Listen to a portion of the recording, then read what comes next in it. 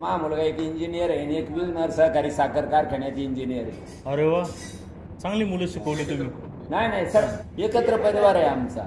5 मुलं आहे ना, म्हणजे दादांना 1, सरांना 2 आणि मला 2, अशी 5 मुलं आणि 5 मुली.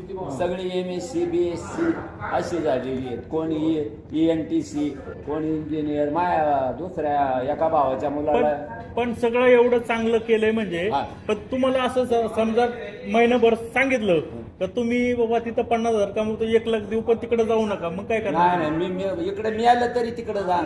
माझा तो छंद आहे पिढीचा. मला जर नुसतं हॅलो केलेलं ऐकलं ना, मा पार असं नुसतं ओमदाळून येते. कसं काय?